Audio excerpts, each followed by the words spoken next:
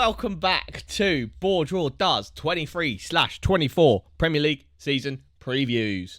Today we've got these boys, the bloody Toffees, and yeah, it's been a weird roller coaster from the beginning of last season to where they are at now. Yeah, I said roller coaster. It's one that mainly goes down. Yeah, I was going to say the last couple of seasons have not been flattering to the Evertonians. No, it hasn't been. We'll start off by talking about how they got on last season.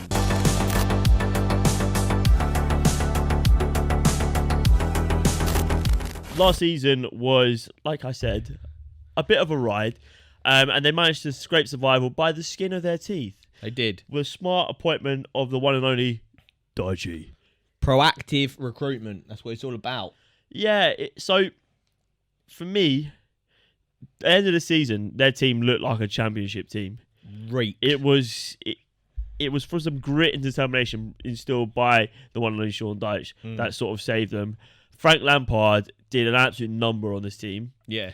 And you just looked across the pitch and you thought, there is quality, but nothing, like, it doesn't look like a team. Yeah, I think they got away with it because they were smart in the January window, got in Connor Cody, him alongside Tarkowski. That's a nice kind of relegation scramble centre-back unit.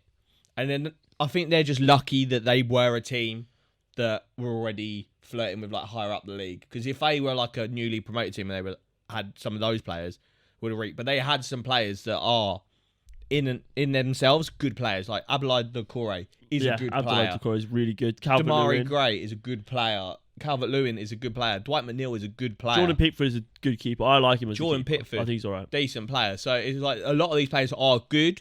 That, like we said, they've just been done a number on. They weren't a sum of their management. parts, yeah. And so getting in Sean Dyche, being proactive in that sense, and then proactive moves, getting Connor Cody, like I said, and then like the players just being a bit more of a unit. I think Sean Dyche was the guy. For me, this is come as a culmination of sort of years of frivolous not frivolous, but like extravagant spending beyond their means to get these players who just aren't really worth their price tag. Yeah. Obviously, they got done over by Gylfi Sigurdsson. We won't talk about that too much. But they've signed a lot. But you look at sort of their top 10 signings of all time. Well, they had a point in time where they had James Rodriguez and then their manager was Carlo Ancelotti. And it's like... And then they got Dwight McNeil and Dyche. How do they go from that to that? And it's like... It has also gone a little bit pear-shaped for them, just in that sense that kind of... I know they had issues with like their ownership. Their ownership's bad. Who's up top? He's the guy from Arsenal that left and then brought a big share in Everton. He's like a massive oligarch. Oligarch? Yeah. And he's a bit of a scumbag. So it's just poor ownership. And now they've got to deal with a new stadium, which is always a problematic situation. I mean, that's going to hinder any... Yeah. I saw an interview, actually, we'll bring it back to Arsenal for a second, but I saw an interview with Arsene Wenger where he was like, yeah, I'm happy that Arteta could spend his money because that's what I would do. Yeah. But I couldn't because, and I got top for every season. Yeah. So, yeah. But yeah, for me, that is a massive burden on them.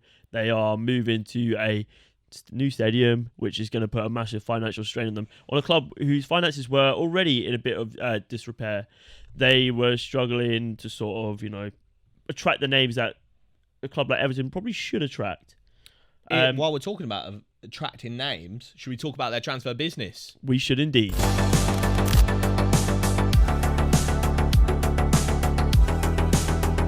Let's start with Dan Juma. This guy done them so dirty last... where is it? Was the winter transfer window? It was. He was like minutes away. Apparently he was there, done his medical, apparently done like the photo shoot and all that shit, and then went and signed for Spurs. Does the old kind of... like in dodgeball, is that kind of celebration. And I'm like, you're a wetty. Played like 4 games for Spurs. He did score like a last minute winner, didn't he? Was it equalised against Bournemouth?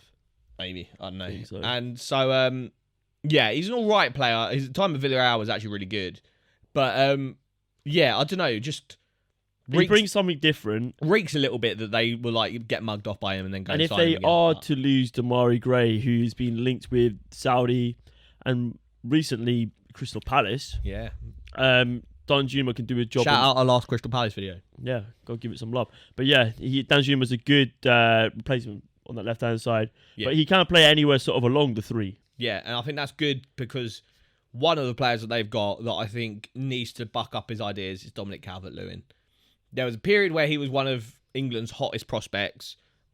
Everyone was like, he was second to Harry Kane in the England team. He touted with those big moves to Arsenal, Man United. And then he's had 2 seasons now where he's been off the boil. He's had some pretty bad injuries, and we've seen it affect players where they haven't been able to regain sort of what they lost. But we saw a glimpse of it towards the end of the season. Yeah, he just needs when to he get got a run back of games. fit and firing. And I think the signing of Danjuma is good because if he's not firing, Danjuma can play that central role, which is helpful. 100%. But yeah, I hope Calvert-Lewin can get in there because he's fallen so far down the pecking order. Like he's behind the likes of Tony, Ollie Watkins, Callum Wilson. Yeah. Probably Eddie Nketiah. Yeah, I was going to say probably Eddie as well. Yeah. So yeah, he's a fair bit down the way. So it would be nice to see him get, because I think he is a really talented player, and I think he offers a lot which other players can't. He's got his physicality, but he's also really good technically. He's great in the link-up play. Yeah, he's one of the best link-up plays. Probably him and Tony. Yeah. So yeah, no, I 100% agree if they get fit and firing. But yeah, for me, it's quite a few outgoings. Yerry Mina's a big one, big Colombian centre back. Yeah, getting head on everything. And then we were talking about Conor Cody and how he brought kind of some steeliness to that defence when they needed it. Him leaving is not ideal. Obviously, it was a loan anyway, so kind of it was going to happen. But you'd think because he helped them secure Premier League status, that maybe they'd make that permanent. He's an Evertonian boy as well, so he probably wanted to stay. But I don't know why they didn't make that permanent. Tom Davies as well, who was going to be like their next sort of star boy. Yeah, he broke out in a big game against Man City, I think, and scored. And I was like, this guy's good. And since then, it's just reeked. Do you know who I was thinking about the other day? Is Reece Oxford. Yeah. Everyone has coming-of-age game against Arsenal. I remember he pocketed Ozil, and it's like, why is everyone having their best game ever? He went to Germany and then just no one ever heard of him. Yeah. I think he was 16 when he done that as well. He was crazy. Tapped. But yeah. We're not talking about West Ham. Yeah, Asmir Begovic, obviously, massive loss to Everton. We'll take him off your hands. Everton's loss is QPR's gain. Mate, do you see that link-up play we played in that pre-season game? Naughty. Yeah. Ainsworth ball, man, coming to a cinema near you, baby. Come on. But yeah, who else is left? What was the other guy? Oh yeah, Andros Townsend. Yeah. Screamer Central. He loves a good screamer. He was fairly good for them over the course of his career there. I think he's been like a slow and steady Eddie his whole career. I would say he would have he was always there. He would always be in that starting 11 or that on the bench, but he would pop up in vital moments and sort of he was a game winner. In the sense he would just score random goals. He'd pop up with a brace now and then. Yeah, that fucking. We were talking about it in our we did a video ages ago where we were talking about underrated Premier League goals, and I said Townsend's goal for Palace against Man City, where he just done the most disgusting volley from about 50 yards out. Yeah, he did have it in his locker. Crazy player. One player that I want to talk about leaving that I was a little bit surprised about is Ellis Sims. Yeah, really highly rated. He was at Sunderland last season, I believe, and done quite well for them, and he got recalled. Oh, did he? And then, Coventry have purchased it. Coventry over here. They made it a permanent signing, $4 million. I just thought, which is quite a lot. He offered a decent amount in terms of backup to Ivan Toney. To Calvert-Lewin, that's the one. And so I don't know why they'd let him go for so little. But yeah, when you got Man City shifting their academy prospects for 20 mil a pop, something needs to be investigated. But yeah, that was an interesting outgoing for me. Yeah, for me, it's. Have Everton really done enough in the transfer window? I think they'll be fine this season. I think they're fine on the Dyche. 1 or 2 additions maybe will be okay. They brought in Ashley Young, which is all right. It's experience. Yeah. It's probably a Dyche player. Don't think he's going to offer you too much. One thing I am interested about is the kind of hopeful of a kind of Dele Alli resurgence. I think everyone would love to see it. Because I think under Dyche, a manager... We all saw Dele Alli interview and he's talking about how he needs a manager that kind of understands him and puts his arm around him and tells him what to do. He can't be left to his own devices for too long. And I think Dyche is that kind of manager because I was watching ages ago.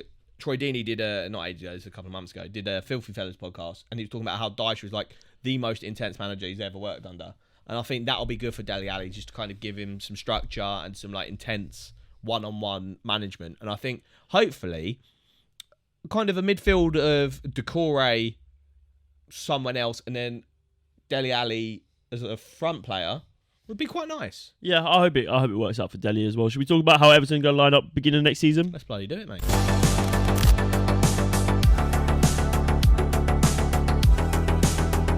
So yeah, I think we're going to pretty much see the same sort of team that ended the season with the introduction of Ashley Young.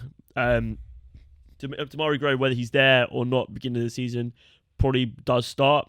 But yeah, Pickford in goal, Nathan Patterson right back. I quite like Nathan Patterson. Yeah, I think he's a good I player. think Keane's past his days. I don't think he's as he was meant to be like the next big thing. You need to sign a good centre back to partner Tarkowski. Yeah, I think Cody Tarkowski was all right. I think Yeah. that's like a mid-table sort of like lower echelon. Yeah, you need like an upgrade on Cody because it goes Keane and then it's Cody a bit above him, and then you need an upgrade. You can't go down to Keane. You need to Agreed. go up from Cody. Agreed 100%. But yeah, Tarkowski as well, who's I think was a shrewd signing last summer. Definitely. And I think he'll continue to do well for them. Ben Godfrey, left back. He's been a bit disappointing. When he was at Norwich, I had some quite high opinions of him. I thought he was really good. And I thought him agreed. and Max Aarons were two players that would get pickpocketed from that Norwich team and go on to big things. Max Aarons is still there. And Ben Godfrey got that big move. I think it was like 25, 30 million to Everton. And hasn't kicked on at all, really. No, it's been spurts. He's sort of come in during other players' absences and never really been able to steal that position. And he came in as a centre back. Yeah. And he's sort of been shifted anywhere along that back Played four. right back, played left back, yeah. But yeah, for me, he screams out for another centre back, but also a left back. They've got that left back from Ukraine, didn't they? Mikienko? Yeah. So I don't know. Maybe they'll play him. Yeah, I don't really know. Or to maybe be they'll honest. play Mikienko a bit further forward. The midfield for me isn't too bad.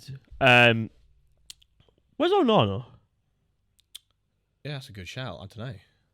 But yeah, Decore, they've got Onana. Decore, Onana, and then Iwobi, and then you've got Dele Alli as If he can make a backup. resurgence, yeah. So that's all right. Yeah, I don't know if maybe this lineup is expecting Onana to leave, Yeah. but He was probably their star player last he's season. one of those players that if they need money, they could shift him for 40, 50 mil. 100%. But yeah, looking at McNeil and Iwobi, followed by Gay, Decore, and then probably Ashley Young if Damari Gray isn't available at the beginning of the season. The good thing about Ashley Young is he can play pretty much anywhere on the pitch. Yeah, he could even play him left back and just So shift Godfrey into the versatile, middle yeah, and get rid yeah, of Keane. Yeah, exactly. Like, you've got that versatility, you've got that experience there, so there's someone in the dressing room that Dyche knows he can count on. Been there, done that, yeah. Yeah, he's an experienced head. He's played at the highest level, so it's an important player to have if you think you're going to be drawn into a relegation battle. Yeah. Um, And then I think, so that lineup is quite defensive. I think in games where they feel like they can give it a go, a front three of McNeil,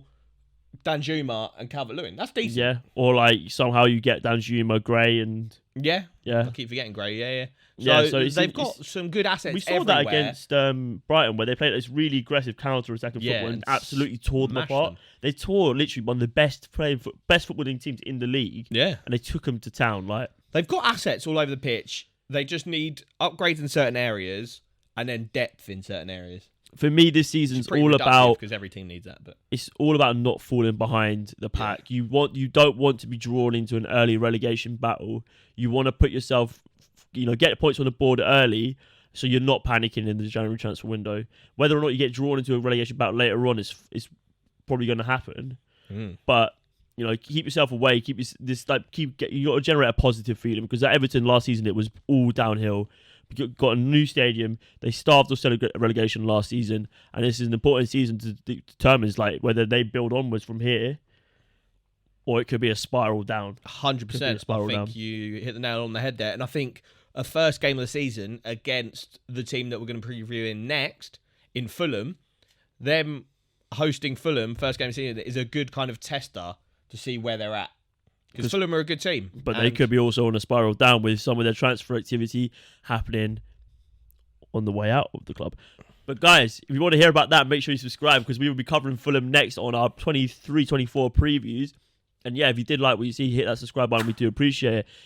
Yeah, let us know down below. How are you going to fare, Everton? Who knows? I mean, for me, they're a bit of an enigma at the minute. I don't really know what to think. They're not doing much in the way of movement. But perhaps settling the ship a bit is quite good. Yeah, that's more important, to be fair, because it's been turbulent.